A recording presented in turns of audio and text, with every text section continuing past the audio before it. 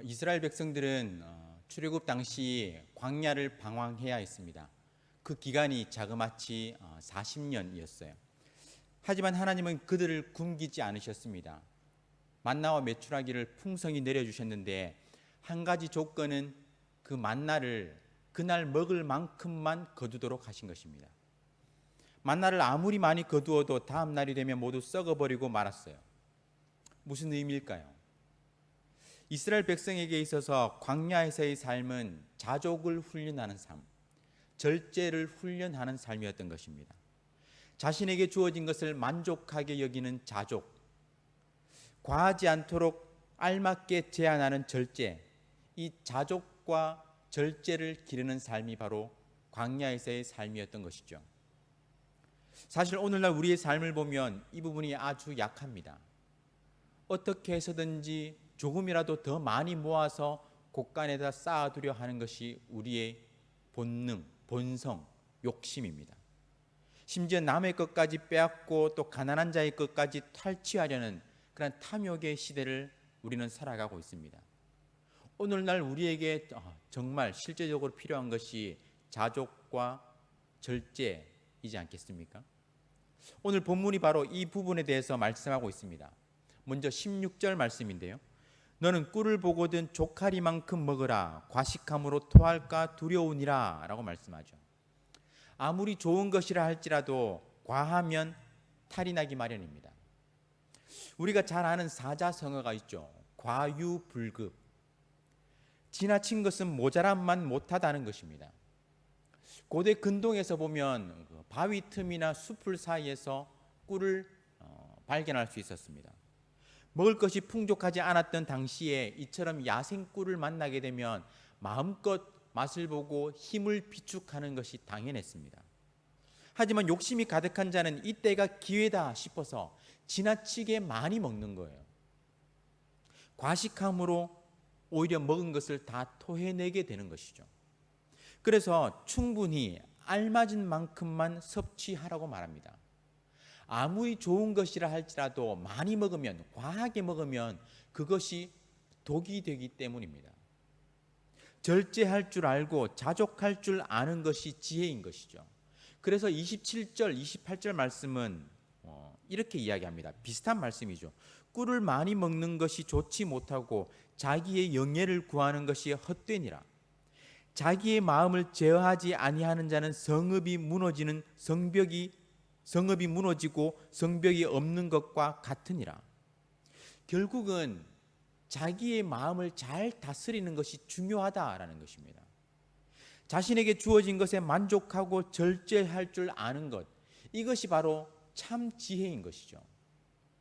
이스라엘 백성은 광야에서 이 훈련을 했고 영적인 광야를 살아가고 있는 우리 또한 이 자족과 절제의 훈련을 할 줄 알아야 합니다. 그렇지 않고 더욱더 많은 것을 추구하고 자신의 영예를 구하면서 자신만의 성읍을 쌓으려고 한다면 무너지게 되는 것입니다. 그냥 무너지는 것이 아니라 그냥 와르르 무너지게 되는 거예요. 그리고 17절은 오늘 말씀하죠. 너는 이웃집에 자주 다니지 말라. 그가 너를 싫어하며 미워할까 두려우니라. 이 말씀을 문자적으로 직역을 하면요. 너희 이웃집으로부터 너의 발을 귀하게 만들라입니다. 너무 자주 방문하는 것이 아니라 적당한 거리를 유지하면서 너의 발걸음을 그 집으로부터 귀하게 여기도록 만들라라는 그런 말이죠. 아무리 친한 사이라 할지라도 지켜야 할 선이 있습니다. 너무 지나치게 상대의 영역에 들어갈 때 상대방에게 불편함을 주게 되죠. 실제 이웃과 친하게 지내는 것은 너무나도 중요합니다. 특별히 우리가 성도로서, 크리스찬으로서 같은 성도끼리의 그 뜨거운 교제, 서로 뜨겁게 교제하는 것, 그것은 너무나도 중요하다 할 수 있죠. 하지만 사생활을 지나치게 오픈하고 절제함 없이 방문하게 되면 그것은 오히려 독이 될 수도 있습니다. 사생활을 침해할 수도 있는 것이죠. 상대방에게 부담이 될 수도 있는 것입니다. 그렇기 때문에 가까운 사이일수록 예의를 지키고 상대를 존중하면서 지킬 것은 지켜주어야 하는 것입니다. 이 또한 앞에서 말한 것처럼 절제의 지혜라고 할 수 있는 것이죠. 그리고 우리가 살펴볼 말씀은 이웃과의 관계에서 마음을 잘 지켜서 갈등을 해결하는 그러한 지혜입니다. 18절 말씀이에요. 자기의 이웃을 쳐서 거짓 증거하는 사람은 방망이요 칼이요 뾰족한 화살이니라. 거짓말로 자신의 이웃에게 해를 끼치는 사람은 폭력을 휘두르는 사람이나 마찬가지입니다. 방망이, 칼, 뾰족한 화살과 같은 무기로 치명적인 해를 입히는 것이죠. 특히나 친한 이웃으로부터 그러한 해를 입게 되면 이는 씻을 수 없는 상처를 입게 되는 것입니다. 아주 깊은 상처라고 할 수 있죠. 가까운 사람이라 생각하면서 신뢰했던 사람으로부터 배신당할 때, 배반당할 때 느끼는 그러한 마음의 상처는 너무나도 깊은 것입니다. 그래서 지혜로운 자는 거짓 증거하는 자가 아닌 진실한 자를 이웃으로 삼아야 합니다. 그렇지 않으면 19절의 말씀처럼 부러진 이와 위골된 발과 같은 어려움, 위기를 겪게 되는 것이죠. 흔들리는 이로 음식을 씹는 것, 얼마나 큰 고통인지 아실 겁니다. 부러진 다리로 쩔뚝거리면서 걷는 것, 그것과 마찬가지라는 거예요. 진실한 사람, 거짓된 사람을 제대로 분별하지 못하고 그런 사람을 곁에 두고 그런 사람을 의지하며 살아갈 때 결국 그와 같은 어려움, 대가를 치르게 된다는 것입니다. 사실 평상시에는 잘 모릅니다. 내가 잘 나가고 내 사업이 잘 되고 부족함이 없을 때 사람들이 주변으로 몰려들어요. 그러면 어떤 사람이 진실한 사람이고 어떤 사람이 거짓된 사람인지 사실 분간하기가 쉽지 않습니다.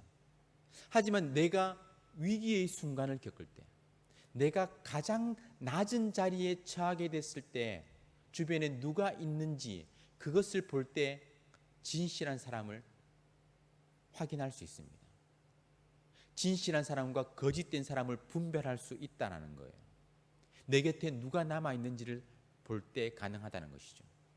가짜 비상약은요, 평상시에는 그것이 가짜 약인지 진짜 약인지 알지를 못합니다.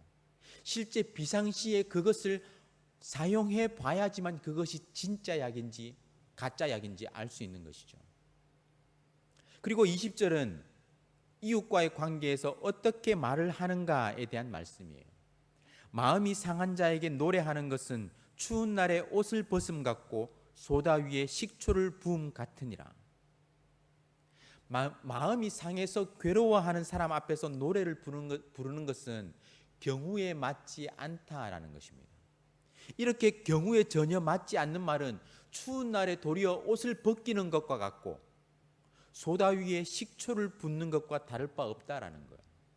소다 위에 식초를 부으면 어떻게 되는지 아십니까? 부글부글 끓어오르는 거예요.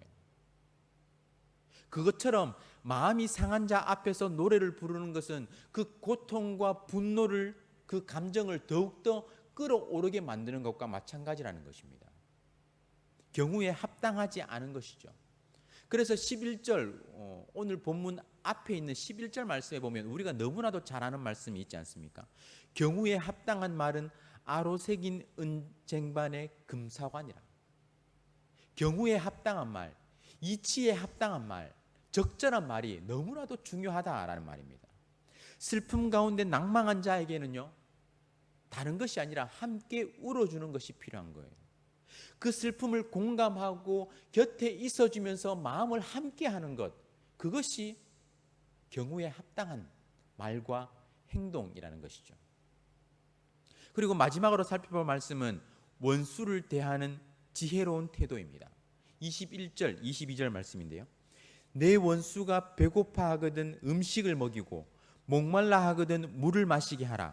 그리하는 것은 핀숯을 그의 머리에 놓는 것과 일반이요 여호와께서 내게 갚아 주시리라. 원수라는 이 말 자체가 벌써 우리의 마음을 흔들어 놓죠. 힘들게 하지 않습니까? 결코 용서할 수 없는, 반드시 내가 받은 대로 갚아야 할 대상이라는 의미에서 원수라는 그 단어 자체로 사실 부정적인 존재입니다. 세상의 원리는 눈에는 눈, 이에는 이, 그리고 반드시 내가 당한 것 그만큼 갚아주라라고 가르치고 있습니다. 하지만 오늘 말씀에서 원수가 배고파하면 음식을 먹이고 목말라 하면 물을 마시게 하라는 거예요. 원수를 갚으라는 것이 아니라 오히려 원수를 도와주라라고 말씀합니다. 왜 그럴까요? 원수 갚는 것은 하나님께 달려있기 때문입니다. 하나님께 맡기라는 거예요. 그리고 그 원수에게 이웃으로서 할 수 있는 그 도리를 다 하라는 것이죠. 핀수칠 그의 머리에 올려놓는 것과 같다고 했는데요. 이제 이것에 두 가지 의미가 있습니다.